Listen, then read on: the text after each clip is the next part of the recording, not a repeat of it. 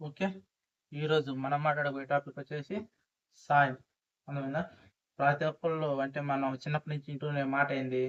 సహాయం చేసి దానికి ప్రతిఫలం ఆలోచించకూడదు. చేసిన సాయం అక్కడే మర్చిపోవాలా. ప్రతిఫలం ఆలోచిస్తే మనం చేసిన దానికి ఫలితం ఉండదంటారు కదా! దాని గురించి మనం కొంచెం డీటెయిల్స్‌గా మాట్లాడుకుందాం. Let's start. మా ఇప్పుడు నేను చెప్పేది ఏందంటే మనం మన స్తోమత ఉన్నప్పుడు ఆపదలో ఉన్నోడికి సాయం చేయాలబ్బా! అది ఏదన్నా గాని. నువ్వు నీ సహాయం వాళ్ళు కోరి వచ్చినప్పుడు, నువ్వు వాళ్ళకి సహాయం చేయగలిగినప్పుడు డెఫినిట్‌గా నువ్వు వాళ్ళకి సహాయం చేయాలా. ఎంతవరకు నువ్వు చేయగలనంత వరకు చేయాలా. మనం ఇక్కడ మనకి చిక్కు ఏందంటే చేసిన సహాయాన్ని మర్చిపోవాలా. దాన్ని నువ్వు అది గుర్తుపెట్టుకునేది ఏందంటే సహాయానికి ప్రతిఫలం ఆలోచించడం అంటే నువ్వు చేసిన దానికి వాల్యూ ఉండదు. అంటే విలువ ఉండదని అంటారు గదా! మెయిన్ ఇప్పుడు దాని గురించి మాట్లాడుకుందాం. అంటే మనం ఫస్ట్ నుంచి చెప్పేదేంటంటే మన పెద్దలు మనకు చెప్పడం ఏంటంటే మనకి అంట చూసిన స్వార్థం ఉండకూడదు. ఇప్పుడు స్వార్థం మొత్తం ఇప్పుడు జనరేషన్ అంతా స్వార్థం స్వార్థం దేనికి పెట్టిన దీన్ని బేస్ చేసుకొని వాళ్ళు మనకు చెప్పుకుంటారు అనమాట. క్యాజువల్‌గా ఏంది మనం ప్రతిదానికి ఎదురు చూడకూడదని. మనం చేసినప్పుడు మళ్ళీ దాన్ని అంటారు చూసినప్పుడు సపోజ్ నన్ను ఒకళ్ళు అడిగినరు. ఒక 10,000 అడిగారనుకో నేను వాళ్ళకి ఇచ్చేసిన. అది సహాయం. మామూలుగా బదులు వేరు, సాయం వేరు. అడిగినోళ్ళకి ఇచ్చిన. మళ్ళీ నువ్వు దాన్ని ఎదురు చూడకు. ఎందుకంటే నీకాడ అది లేదన్నప్పుడు నువ్వు ఆ 10,000 మళ్ళీ సంపాదించుకోవడానికో మళ్ళీ నువ్వు దేని గురించి ఆలోచిస్తావు. నువ్వు దాని గురించి ఆలోచించినప్పుడు నువ్వు అతనికి ఇచ్చినా అని నువ్వు అనుకున్నప్పుడు ఏందంటే, అతను నాకిస్తాడని నువ్వు మైండ్ సెట్‌లో ఉంటావు. నీకేం అవసరం లేదు. సడెన్‌గా అతను ఇస్తడు. నేను అతనికి ఇచ్చినా కదా! అతను నాకిస్తాడని నువ్వు దాన్ని మైండ్‌లో పెట్టుకొని ఉంటుంటావు గదా! అలా ఉండకూడదని మన పెద్దలు మనకేమని చెప్తారు ఏందంటే, చేసిన సాయాన్ని ప్రతిఫలం ఆలోచించకు. చేసింది అక్కడే వదిలేసేయి. నీ నీ గమ్యాన్ని నువ్వు చేరుకో. నీ నీ నీ ప్రయత్నాన్ని నువ్వు స్టార్ట్ చేస్తున్నా అని అంటారు. ఏందంటే అది లేదని మనకు తెలిసిందనుకో మనం అతనికి 10,000 ఇయ్యలేదు అనేది టాపిక్ లేదు. అతను మనం అడిగింది ఇచ్చినాం. మనం ఇయ్యలేదని అనుకున్నాం. దానికి ప్రతిఫలం ఆశించలేదనుకో మనకు అవసరమైనప్పుడు మనం నెక్స్ట్ మనం సంపాదించుకోవడం ఏదో ఒకటి చేస్తుంటాం. ఇది వాళ్ళు చెప్పింది. చాలా వరకు ఇది 100% వాళ్ళు చెప్పింది మనకు కరెక్టే. కానీ నేనేమంటున్నా అంటే మనం పాయింట్ ఆఫ్ వ్యూలో నువ్వు ఆపదలో ఉన్నప్పుడు నువ్వెప్పుడన్నా అంటావుగా నువ్వు ఎంత సంపాదించుకున్నట్టుగా కోట్లు సంపాదించుకున్నావు కూడా ఈరోజు అడుక్కొచ్చేసి అడుక్కు తినే రోజులు కూడా ఉంటున్నాయి. జీవితం అంటే ఎత్తు పొలాలతో కూడుకున్న ప్రయాణం అంటాం కదా! నేను చాలా వీడియోలో చెప్తుంటా. జీవితం అనేది సాఫ్ట్‌గా ఉండే రోడ్డు కాదు. మన హైవే రోడ్ లాంటిది కాదు అది. పల్లెటూరులో ఉండే ఎత్తు పొలాల రోడ్ లాంటిది అది. అప్ డౌన్ అది సహజం. అలాంటప్పుడు నువ్వు డౌన్ వచ్చినప్పుడు ఏంటంటే నువ్వు చేసిన సహాయం వాళ్ళు ఉంటారు కదా! నువ్వు చేసినప్పుడు నువ్వు ప్రతిఫలం ఆలోచించకూడదు. ఎందుకంటే నువ్వు ఎవరిని సాయం అడగనంత వరకు నువ్వేందంటే నీకు గతి లేనప్పుడు నువ్వు ఉన్నదంతా పోగొట్టుకొని నువ్వు దీన స్థితిలోకి వచ్చేసుంటావు చూడు. ఆ టైంలో ఏందంటే నువ్వు చేసినప్పుడు నువ్వు 10 మందికి సాయం చేస్తే 10లో ఒక్కలైనా నీకు రిటర్న్ సాయం చేయొచ్చు. ఎందుకంటే నువ్వు వాళ్ళని అంటారు కదా! ప్రతిఫలం ఆలోచించొద్దు. పెద్దోళ్ళు చెప్పింది నేను తప్పు అంటలేను. ఇక్కడ మళ్ళీ మీరు నన్ను తప్పు పట్టొద్దు. నువ్వు 10 మందిలో నువ్వు అడుగుతా పోతే ఒక్కళ్ళే నీకు సాయం చేయొచ్చు కదా! ఎందుకంటే నువ్వు ఈరోజు సిట్యుయేషన్‌ని గైడ్ చేస్తే మళ్ళీ నువ్వు రేపు ఈరోజు డౌన్‌లో ఉన్నావు. పల్లంలో ఉన్నావు. రేపు ఎత్తు ఎదగొచ్చు గదా! హైలోకి రావచ్చు గదా! ఈ డౌన్‌లో ఉన్నప్పుడు నువ్వు వేరే వాళ్ళ చెయ్యి అడగటప్పుడు నీ చెయ్యి ఇస్తేనే నువ్వు డౌన్ నుంచి పైకొస్తావు. నువ్వొచ్చేటప్పుడు అది జారుతా ఉందంటే నువ్వు ఎక్కలేని పరిస్థితిలో నువ్వు వేరే వాళ్ళ చెయ్యి తీసుకోవడంలో తప్పు లేదు. కొత్త పర్సన్ అడిగే కాడ నేనేమంటాను నువ్వు పాత వాళ్ళకి ఇదివరకు సాయం చేస్తావు. వాళ్ళు అడగొచ్చు తప్పు లేదని అంటున్నా. ఎందుకంటే మన పెద్దోళ్ళు చాలా ఆలోచించి మనకు ప్రతి విషయాలు చెప్పుకుంటారు. నేనేమంటున్నా అంటే నువ్వు ఈళ్ళు నీకు సాయం చేస్తారనిపించే 10లో 5 మందిని అడిగినా 5లో ఒకళ్ళని నీకు చెయ్యొచ్చు. ఎందుకంటే నువ్వు చేసింది నువ్వు వాళ్ళకి 10,000 ఇచ్చినా మనిషి రూ. 1000 ఇచ్చినా నీకు 5 మంది ఇప్పుడు 10 మందిలో 5 మంది 5,000 ఇచ్చినా నీకు నెక్స్ట్ ఏదో యూజ్ అయిద్ది గదా!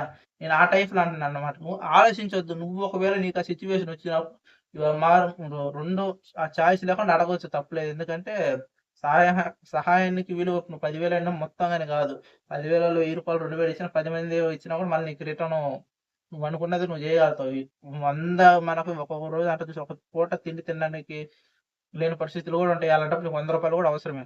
నేను అనేదేందంటే సహాయం పొం పొందేవాడి కన్నా గూడా బాగా జాగ్రత్తగా విను ఇంకోసారి చెప్తాను చూడు.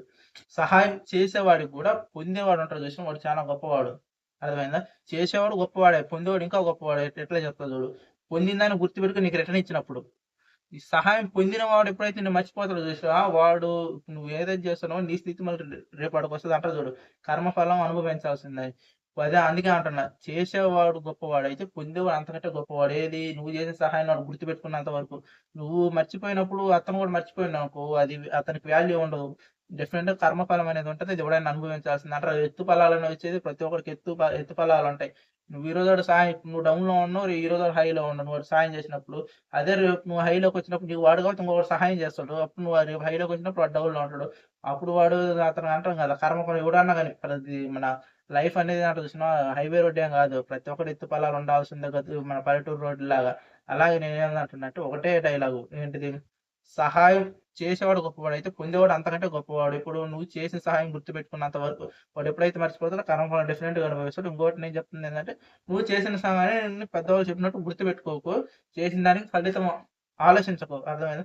నీ పని నువ్వు చేసుకుంటావు. ఎప్పుడైతే నీకు అదే సిట్యుయేషన్ వచ్చి దీనస్థితిలో ఉన్నప్పుడు డెఫినెట్‌గా నీ ఫ్రెండ్స్‌లో ఎవడో ఒకడు 10 మందిలో ఒక్కడైనా సహాయం చేస్తాడు. మర్చిపోకు. నువ్వు ఎంత మంచి పని చేసినావు అంటే అంటారు కదా! మన కర్మ మనం అనుభవించాల్సిందని. మనం చేసిన మంచి కూడా మనతో వస్తుంటే చానా అంటే ఇది జరగవచ్చు. ఎందుకంటే మనం మంచి పని చేసినప్పుడు 10 మందిలో ఒకడన్నా మనకి పాజిటివ్‌గా రిప్లై ఇస్తారు కదా! ఏమో ఒకడన్నా రిప్లై ఇస్తే మన అదృష్టం బాగుండి ఏమో చెప్పలేం కదా! మనకోళ్ళు సహాయం చేసి మనం దాన్ని దాటొచ్చు కదా! అలాగని నేను చేసిన దాన్ని నేను మర్చిపోయినా దానికి ప్రతిఫలం ఆలోచించి నేను ఈడ ఉంటా అని పాత సినిమాల్లాగా నువ్వు అక్కడే కూర్చున్నామనుకో, దేవుడు వచ్చి మనకేదో సాయం చేస్తున్నాం అనుకుంటే మనుషుల రూపంలోనే దేవుడు సాయం చేయడు. డైరెక్ట్ దేవుడొచ్చి అంటారు చూసినావా మన డివోషన్ సినిమాస్ లాగా ప్రత్యక్షమయ్యి నీకు అది ఇస్తా, నీకు ఇది ఇస్తా అని ఏం జరగవు.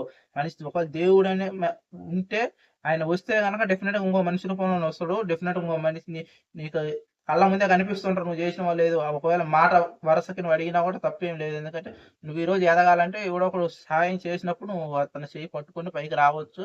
మళ్ళీ నువ్వు పైకొచ్చినప్పుడు నీకు చేసిన వాడు అతని చెయ్యి మళ్ళీ నువ్వు వదిలిపెట్టుకొని అతను కూడా నువ్వు పైకి తీసుకురావచ్చు.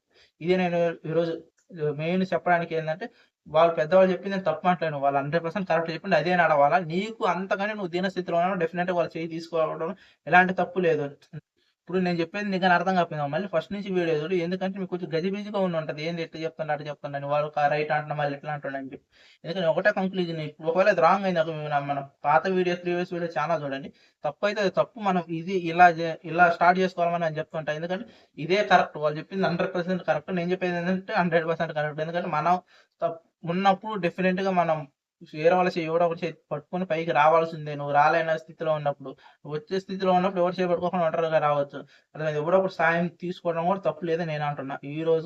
ఈ వీడియోకి ఇంత మాత్రమే. నెక్స్ట్ ఇంకొక వీడియోలో మనం కలుసుకుందాం. అంతవరకు బాయ్.